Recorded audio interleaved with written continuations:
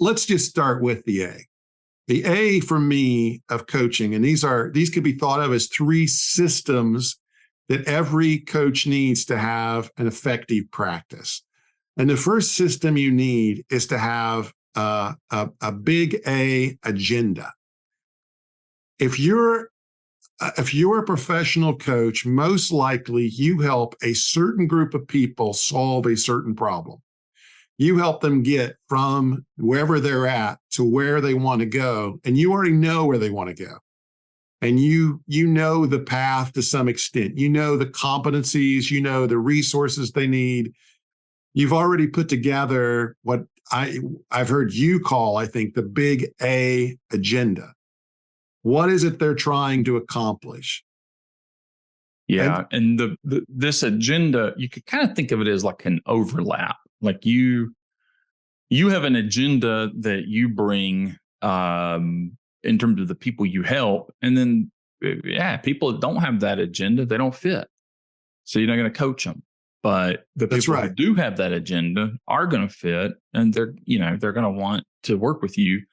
And I think where it helps to have that agenda articulated, we could get a lot of A's here. So there's an agenda, you got to articulate it. Anyway, it's a lot of times clients that they have kind of a vague sense of what they want.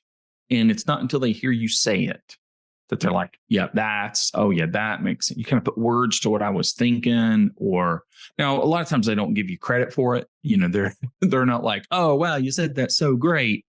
But they're resonating. You're bringing a little more clarity to their situation by articulating that agenda in a way that resonates with them. So, Brian, with your own coaching practice, what's the agenda you bring? The agenda I bring is to have the organizational team work better together to achieve the purpose. And in that, certainly, there has to be clarity about the purpose, which honestly, many times there's not a clarity about the purpose, what I'm supposed to be doing, and then just the communication between people, just the ability to be on the same page, and that creates some tension. And trying to get through that. That's the big A agenda for me, for my clients, is how do we move this thing forward together? And who does that exclude from your practice? Someone that doesn't have, a staff wouldn't be, right. that wouldn't be very helpful for them. There are people who don't really want a clear purpose.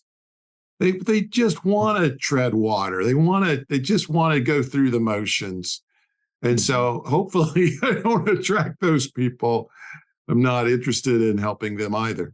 Yeah. Probably you're not attracting like what you would think of as personal coaching clients, No. And that's okay. And the people who are attracting a personal coaching client, they have a different agenda. And that's cool. Brian's agenda isn't everybody's, but when you don't have an agenda, it's really hard to have a coaching practice because you end up without a whole lot of clients. By the way, that's not what the C stands for, clients, but you do need clients. We'll get to the C in a minute, but this agenda, the thing that's helped me most in the last year with having this big A agenda is going back to the client who's usually paying me a fair amount of money and saying, do you remember why you hired me? It was to get you to this certain place. And you're not there, and you're not getting there very fast.